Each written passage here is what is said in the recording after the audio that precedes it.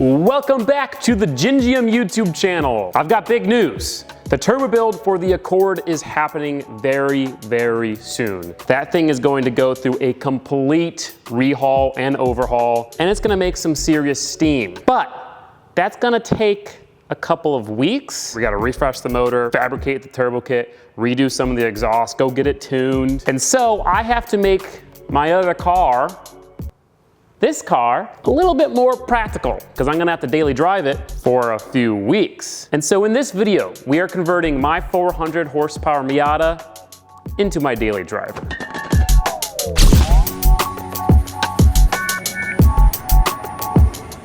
Now the thing is I actually have been daily driving this quite a bit. Every time I work on the Accord, I drive this thing. And it works as a daily driver right now. But throughout the build, I've made some very poor decisions on parts, like the fake eBay bride seats and fake 4-point harnesses. I originally chose these seats because I was a racer and I thought they looked cool. But after having them in here for a few years, the cloth is ripped, the black suede is now brown suede, the entire seat is just sun faded, the cushion falls off when you touch it with your toe. Most importantly, they're a pain in the ass to get in and out of, especially when you combine it with the harnesses. Okay, set, go.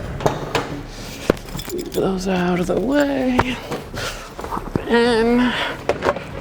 Mount down first. Right shoulder, left shoulder. Close the door.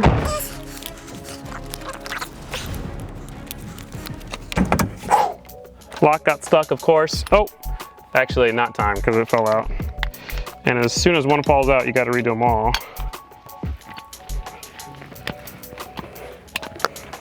Okay, now I'm locked in.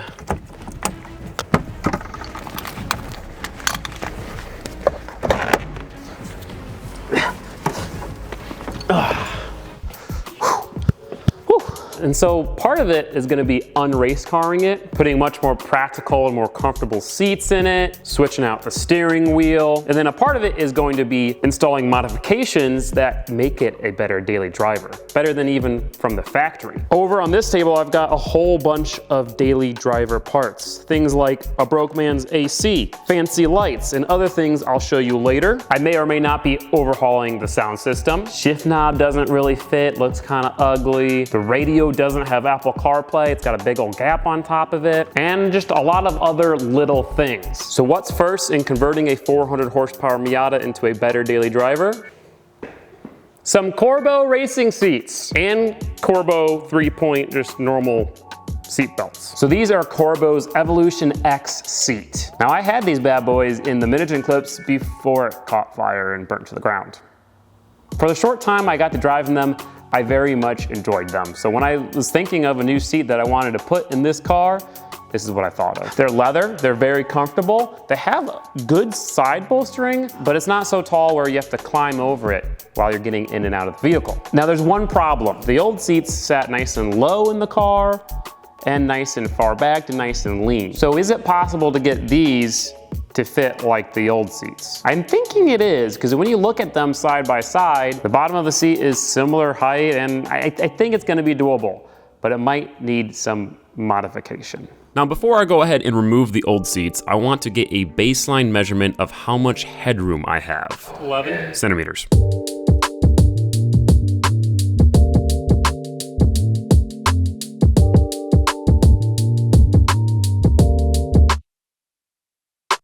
So this new seat with the sliders measured in at 6 centimeters of headroom. That's going to be a problem. But to be clear, Corbo has kept their record perfect. The seat and the bracket fit without any modification. However, with the sliders, it sits a bit higher than I wanted to. So we are gonna remove the sliders, but in order to do that, we're gonna have to do a little bit of modification and fabrication on the brackets to get the seat to fit where I want it to.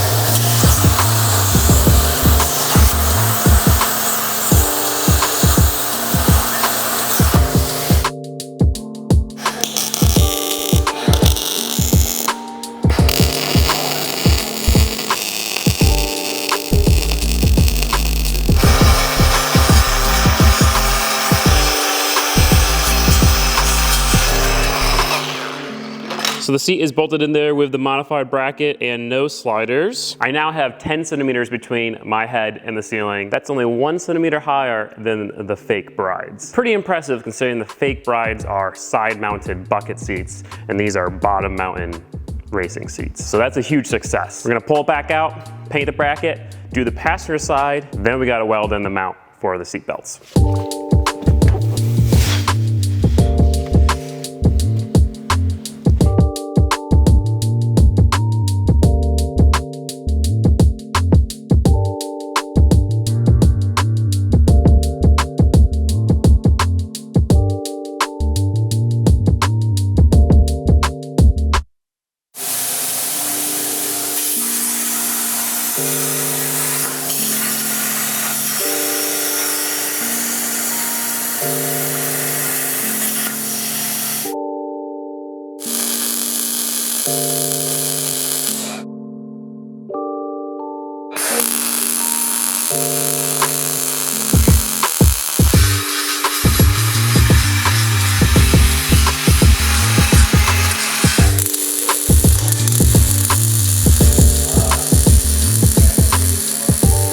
So with all that fabrication done, the seats were ready to be installed for the final time. However, before we did that, there were a few other things we wanted to do. One of the things is a new sound system. I made a video in the past, something along the lines of the best sound system for Miata. It was a lie. Sound system in that car sucks. I have cheap speakers in the front, good speakers in the back, but they're under the carpet in the rear deck lid, which doesn't really work. And I had a very small 8-inch sub that just didn't really work either. Lots of no good. So we got a couple things to improve it, not making it the best sound system in the world, but making it good enough for me. But first, let me take a moment to thank this video's sponsor, FlexiSpot. Now, FlexiSpot is an awesome company that makes awesome products, including, but not limited to, motorized standing desks and ergonomic chairs. Let's talk more about the ergonomic chair. This thing has completely changed my life. See, I sit a decent amount. I'm probably editing 10 to 15 hours a week, writing a lot of emails, doing business stuff on my computer, or just designing stuff on CAD. And I used to sit on uncomfortable chairs. Now I have FlexiSpot's C7 ergonomic chair, both here at the shop and at home in my office. I no longer have any back pain. I can sit comfortably 4 hours. I stay more focused and I get more work done. Now the reason why FlexiSpot's ergonomic chair is so comfortable is because it is super adjustable. You've got adjustable height, 3-way adjustable armrests, adjustable headrest, adaptive dynamic lumbar support. The chair can lean back or you can lock it in place. The bottom cushion can go forward and backwards. To be quite honest, there's so many levers on this thing, when you first get it, a little confusing. Now in addition to all of that, the chair is incredibly sturdy. Chair's fine. This thing can hold up to 300 pounds. And then lastly, I personally love that the seat is made out of a nice mesh fabric. It's especially nice here in the shop where it's a little bit warmer than I would like. I stay nice and cool sitting in this thing. It's not like sitting in a leather seat where your back starts sweating, your butt starts sweating. So if you guys are interested in getting FlexiSpot's C7 ergonomic chair or their standing desk or checking out any of their other products, I'll have a link in the description down below and up in the cards. You can use my code C750 to get $50 off. Plus they have 30 days free return and a 10-year warranty. Huge thank you to FlexiSpot for sponsoring the video and for the chairs. Let's continue. So first of all is a bigger subwoofer. This was our old 8-inch. This is our new 12-inch, very nice. This is gonna go in the rear deck lid of the Miata. I think it's the perfect place for a subwoofer. I don't want it in the trunk. It's not gonna sound as good there. And this thing fits perfect back there. Now the way it fits is like this with the upside down kicker and the speaker orientated wrong. So first things first, we're gonna go ahead and fix that.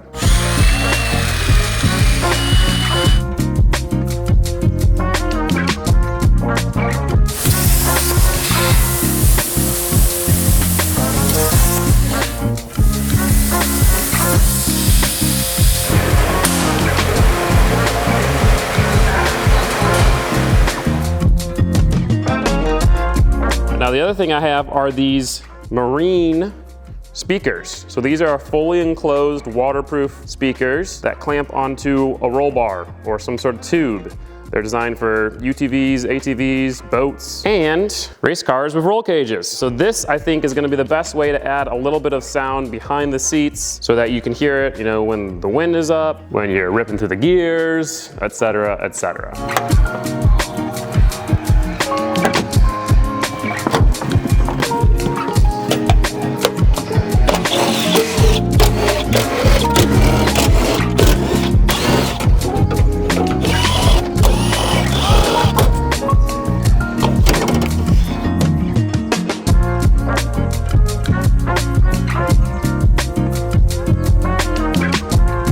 So here's our harness, here's our speaker. We have a 4-pin plug going into the head unit. That goes down, splits into 2. Nicely heat shrink, nice braided nylon. And that leads to a Deutsch connector, a legitimate Deutsch connector.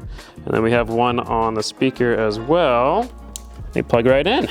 While we're working on the sound system, I'm also going to go ahead and replace this old Atoto head unit. This one doesn't have Apple CarPlay, and it also doesn't fit quite how I like it, so we're replacing it with one of their newer models, their S8, which does have Apple CarPlay and all the awesome features, and it's also a 9-inch version, so it kind of fits in there like a big tablet. We got a speaker here. Gonna take our harness, plug it into here. Playing some Moog, of course. It's definitely working. Oh, it's gonna be so awesome. Right behind us. Like, okay. Turns off when I go front. It's only this when I go back. And it's only left. Beautiful, it works. These aren't loud, they're not that nice, but they don't need to be because they're gonna be right behind my head. That's a huge success. Now we just gotta do it to the other one. Get the sub in here, mount everything, wire it all up, clean it up.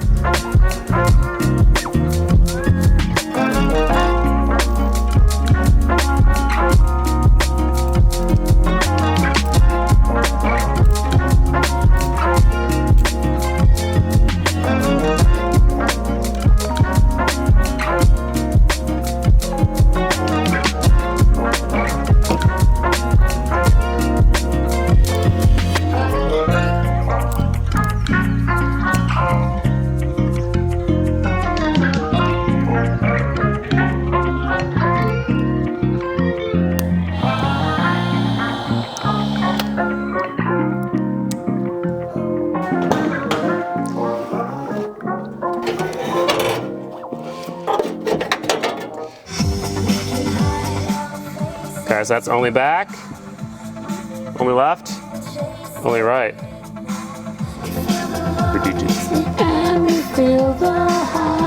Now after I was done singing, I went ahead and added just a little bit of sound editing to the rear deck lid. I also went ahead and cleaned up the wiring on the subwoofer, added a plug, some nice heat shrink. But before we could reassemble the interior, there were a few things to fix. For one, the center console was never quite fitted right, so pulling the fuel lever was always really hard. 15 seconds of grinding fixed that. And then under the deck lid was the radium fuel hanger, which I never really installed correctly. So A, my fuel lever sensor didn't work, and B, it had a fuel leak.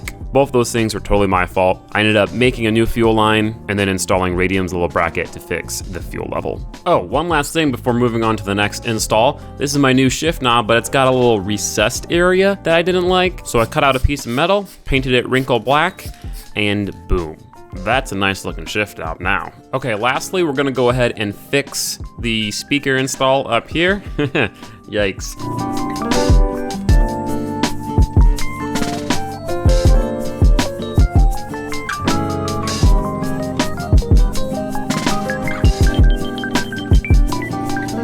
And while we have the door panel off, we can install the Moss Miata window vents.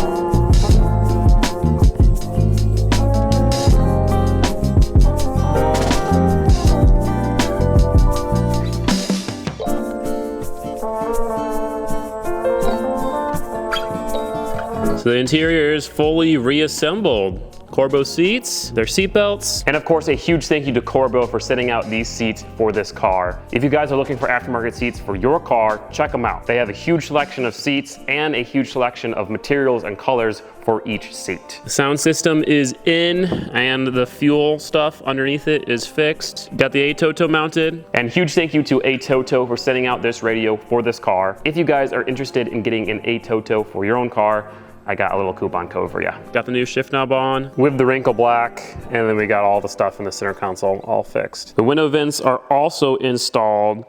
You can tell they're very cheap. It's literally just a plexiglass window with this little injected molded vent. As long as it adds a little bit of circulation on the interior, I'll be pretty satisfied. I do really want to add AC to this thing soon, but that will probably be with a different engine. But now that the interior was fully reassembled, I think it's time to redo our time trials. Marks, cassette, go.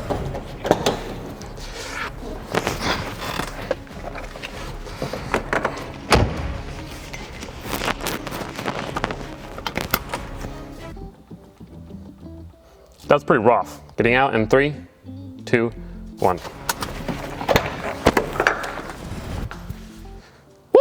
Don't gotta climb over the bolster. Don't even have to remove the steering wheel. Easy. A couple more finishing details for the main part of the interior. For one, you see that?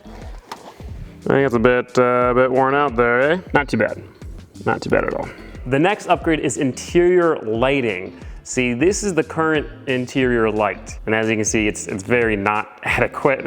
Couple things. For one, the light in the driver's side is broken. First thing I did was go ahead and get a replacement for that. Secondly, I just went ahead and put LED bulbs in both of those courtesy lights. And now we're going to add a dome light. They're nice and bright and LED, and they go where the sun visors go. Now Caleb, why are you're gonna delete the sun visors? That's a daily thing. Well, on this car, the sun visors are about yay big, and the banner I have on the car is taller than the sun visors. So the sun visors are literally pointless.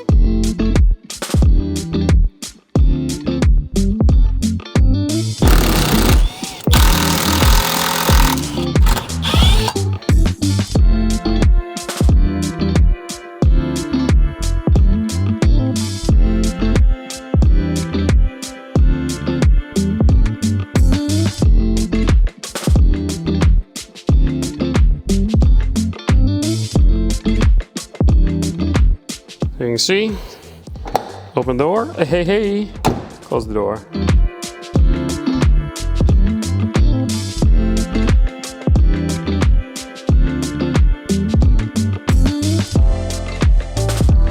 This camera is atrocious at low light. So if you can see the lights at all in a dark area, it means it's pretty bright. And sure enough, you can definitely see the lights. At night, it's super bright, it's super awesome. The dome lights are connected to the courtesy light, so you can turn them off, you can turn them on, you can have them turn on with the door. All very cool, all very nice. Now there's one last finishing touch I wanna do on this interior. Out with the old and with the new. I used to have the fake eBay version of this steering wheel, and I loved it.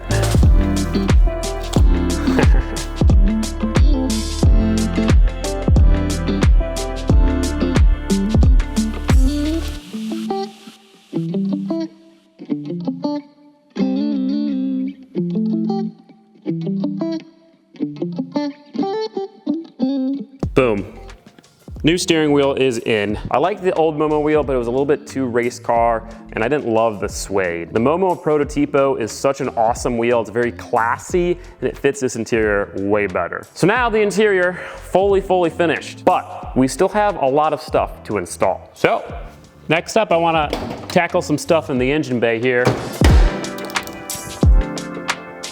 Oh. I don't have a hood prop.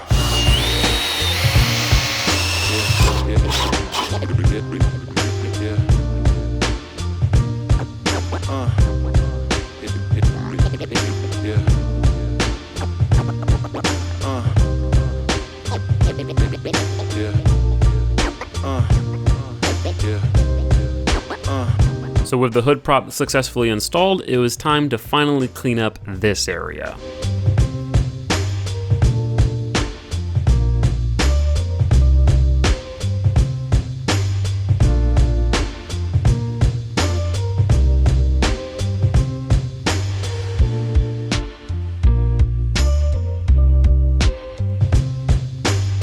so the last engine bay install was this little button operated light.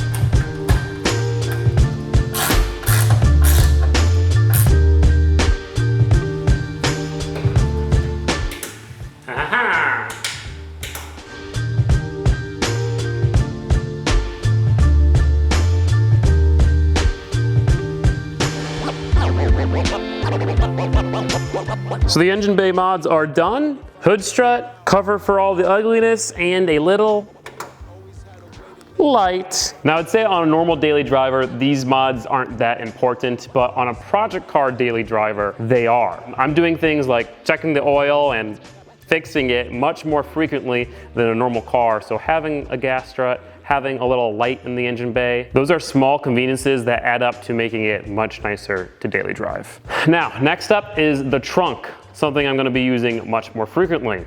Two problems with this thing. Number one, it doesn't stay open when it's open because the spoiler's too heavy. Number two, the only way to open it is with the key. There's no trunk pop in the interior. And so that's really annoying when you like forget to put something in the trunk and then you have to turn the car off, get out, open the trunk. So we're gonna fix both things. First up, let's fix the it falling.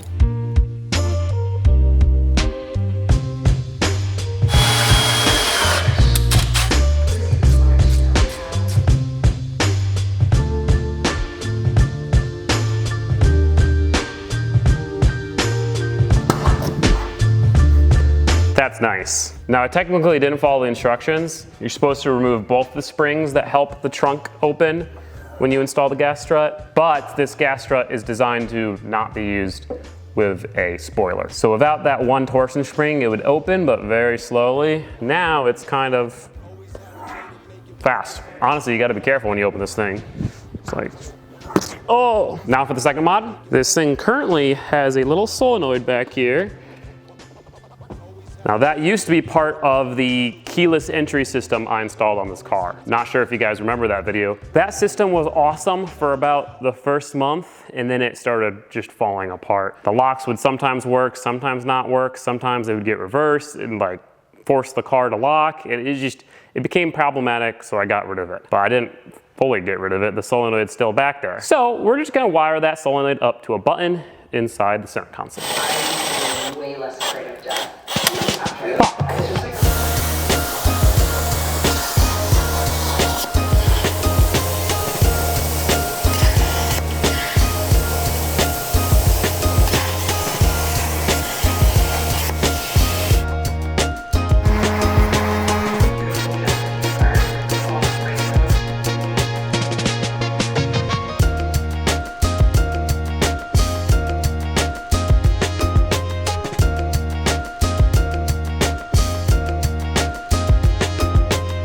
Ladies and gents, are you ready?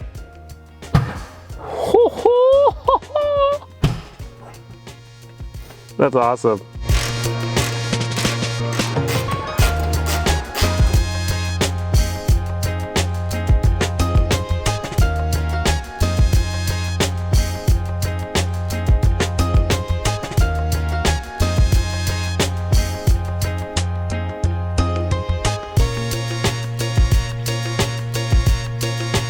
And with that, the trunk mods are done. Pretty happy about the light, very happy about the strut, and especially happy about the trunk pop button. Such a little thing, but having to use the key every time to open the trunk, pain in the butt. I also went ahead and added a little net. This will be good for small things that roll around a lot.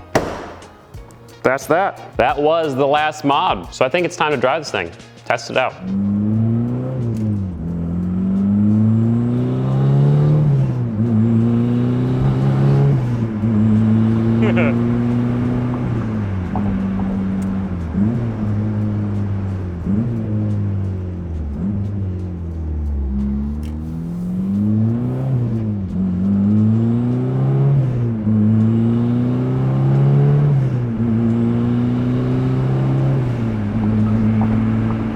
Something about everything, it just made it so much better to drive, and I'm definitely getting a breeze. This is nice. This is really nice. And I could be jamming out to some music right now.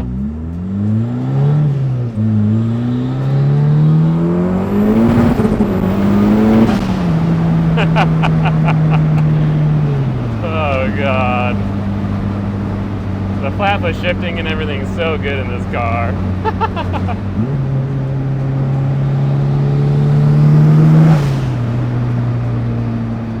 But guys, that's going to be it for this video. I'm personally super pumped with the way this car turned out. The other day, I took it on its longest drive that I've taken it on in over 2 years. Drove to a bike park, biked all day, had the bike on the roof, and drove it home without a single issue, and on a single tank of gas. With that fuel leak, I was getting about 10 miles a gallon. I'm now getting 19, so I doubled my fuel economy. Of course, once I got it back from the bike park, it blew the main relay. That's a common issue on Miatas.